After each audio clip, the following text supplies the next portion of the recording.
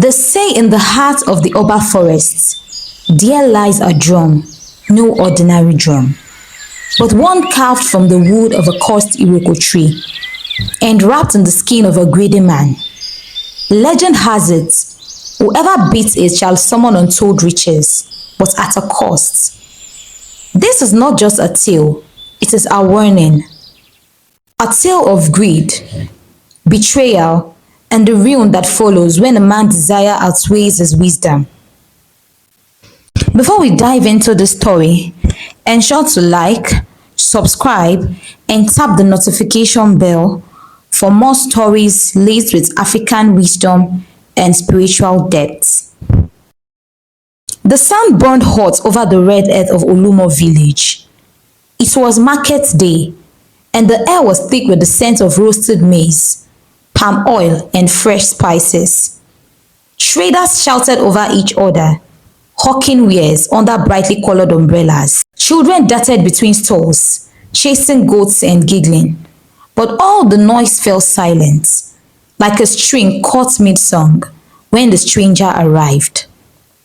He wore a long black cloak, far too heavy for the heat, and his face was hidden beneath a wide straw hat. He didn't speak. He didn't bargain. He simply walked to the center of the market and laid down one thing, a small wooden drum, barely the size of a mortar bowl, but it glowed faintly, unnaturally, and carved into its sides were the words, "Do not beat for pleasure, beat only for need." Everyone watched as the stranger turned and walked away without a word. They laughed at first.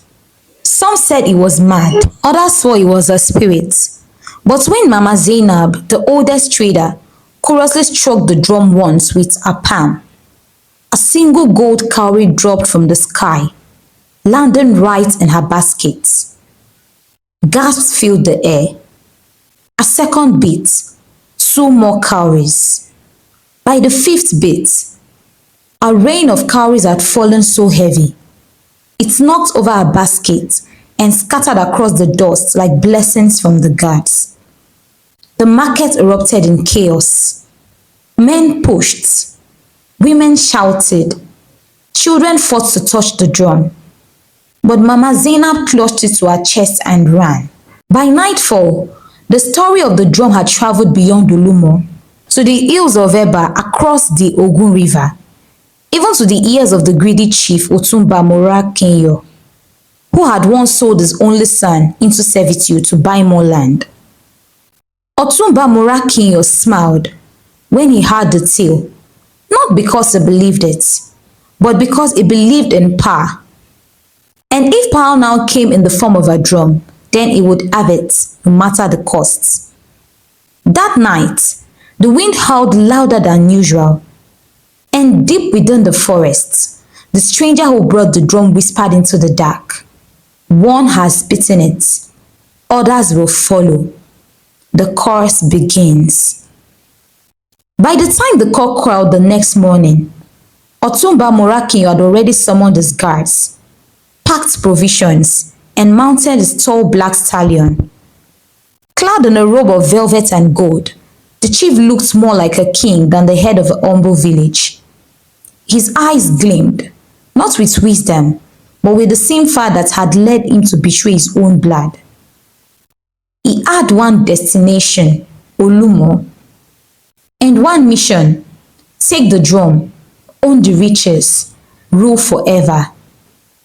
As he rode through the winding path that led toward Olumo, his guards followed in silence, unnerved. Every bird's call felt like a warning. The trees whispered with every breeze. Even the monkeys atop the palms paused and watched him pass. The land itself seemed to recoil from his footsteps. "Do you feel that?" one of the younger guards asked. Otumba spat. "Fear makes the wind sound like spirits. We ride on." But deep within the jungle, the stranger with the straw hat smiled. Otumba and his men arrived at the edge of Olumo by dusk. The villagers, already uneasy from the previous day miracle, grew tense as they saw the imposing chief dismount. He did not exchange greetings. He went straight to the square, where Mama Zainab now kept the drum locked in a wooden box behind a small hut. He knocked once, twice. She opened. "Ah, Otumba, you honor my own," she said cautiously. "I've come for the drum," he replied coldly. Mama Zainab's hand trembled. "It's not for sale." Otumba's smile was colder than harmattan. "Everything is for sale. I offer you 30 goods, 5 plots of land, and a bag of gold." "No," she said. "Then I shall take it," he said. And he did. He ordered his guards to seize the box and ride. Mama Zainab screamed. The villagers watched in fear, too afraid to intervene. But as Otumba's men galloped away with the drum, lightning cracked through the clear sky. No rain fell, just thunder that roared like an angry deity. That night, in the quiet of his chambers, Otumba opened the box. He dismissed his guards, laid the drum before him and struck it once. A bar of gold appeared. He laughed, loud, arrogant. He struck it again, another bar. Again and again. Gold filled the room like floodwaters. He didn't stop. Outside, the moon turned blood red. And from the edge of the Oba forest, the stranger whispered once more, "The beating has begun. Let him drown in his riches." The morning after Otumba Morakinyo stole the drum, Olumo village was unusually quiet. No drums, no market chants, no morning laughter from children chasing chickens. Instead, there was only the ever silence of fear, thick like smoke before a fire. Mama Zainab sat outside her hut, eyes red with unshed tears. A crowd gathered around her. Women with babies on their backs, old men leaning on carved walking sticks, traders who once believed wealth had arrived to change their lives forever. "It's gone," she said. "He took it like a thief in the night, and I fear he has cost himself." The village head, Baba Ajadi, frowned deeply. "You say the drum brought riches, but what else did it bring?" Mama Zainab's hand trembled as she reached into her wrapper and pulled out a note. An old faded piece of bark she had found tucked beneath the drum the night it was stolen. She hadn't read it in the chaos. Now the words burned like fire. "The more you beat, the more it gives. The more it gives, the more it takes. If you do not stop, it shall feed on you." Gasps filled the air. Some women wailed softly. "Then we must destroy it," shouted one man. "No," said Baba Ajadi, "we must understand it." And so, the village council sent for Baba Onile, the oldest spiritual elder in the region. He lived beyond the river in a shrine carved into the belly of a mountain, where birds never perched and thunder never echoed. By nightfall, a delegation of 5 men and 2 women journeyed there with offerings, kola nuts, palm wine, and the goats. The shrine glowed with firelight as Baba Onile emerged. His hair was white as cowrie shells, his face lined like cracked earth, and the large owl sat quietly on his shoulder. They bowed low. Baba Ajadi spoke. "Wise one, a cursed drum has arrived in Olumo. Our greedy chief stole it. We fear it may bring ruin." Baba Onile said nothing for a moment. Then he stretched out his staff and pointed at the goats they brought. Instantly, the goats collapsed, lifeless. The villagers gasped in horror. "See how quickly greed drains life," he finally spoke, voice deep like thunder rolling through roots. "That drum was never meant to be touched by hands unclean with selfishness. It is no gift. It is a test sent by the gods to measure the hearts of men. Baba Ajadi trembled. What must we do?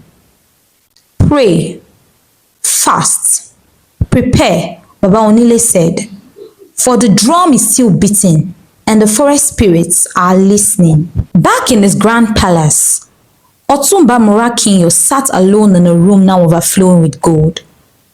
The walls shimmered with coin, bars and cowries, yet the air smelled of iron, damp and thick like fresh blood. He had not slept. He had not eaten. All he did was beat the drum, again and again and again. Each tribe brought wealth, but now the gold came wet, sticky, stained. At first, he thought it was sweat from his fevered hands, but then he saw it.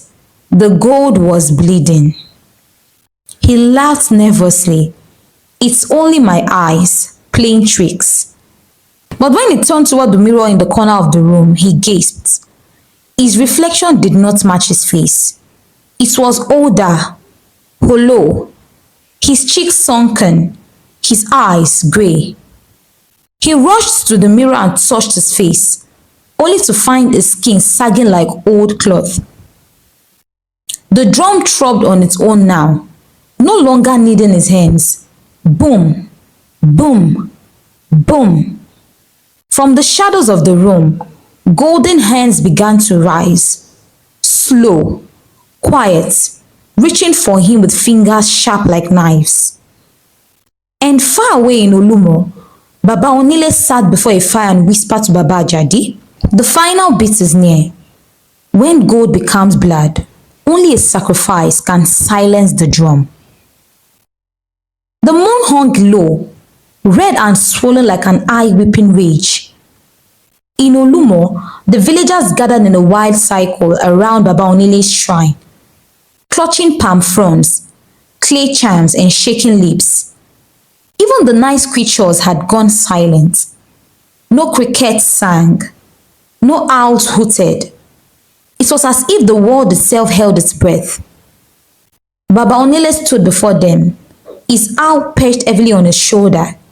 Feathers puffed. He raised his hand, and the fire in the center of the circle blazed high. The curse had rooted itself, he declared. Otumba has fed the drum beyond balance. Now, it does not only hunger for his soul, it threatens to spread. How? Baba Ajadi asked, his voice trained. The longer it beats, the more it awakens the spirit of excess, a creature older than this land. If not stopped tonight, the curse will leap from man to man, village to village, and all who desire riches without labor will fall under its hunger. A gasp ran through the villagers like a wave. So what do we do? Mama Zainab cried. Baba Onile turned slowly and pointed to the youngest among them, a quiet girl named Nnenna, no more than 12, with eyes that seemed to carry the wisdom of old rivers. She was born under the new moon of mercy. Only one with an innocent heart may enter the palace and confront the drum. Nnenna's eyes widened in fear. But I am only a child. You are what greed fears most, Baba Onile said gently. That night, under the cloak of thick fog and whispered prayers, Nnenna began the journey to Otumba's palace. The villagers followed in silence, stopping at the edge of the compound where no grass grew, and even the air smelled of death. Inside, the palace groaned. The walls dripped. The gold had turned black, pulsing with a sickly glow. Statues had melted.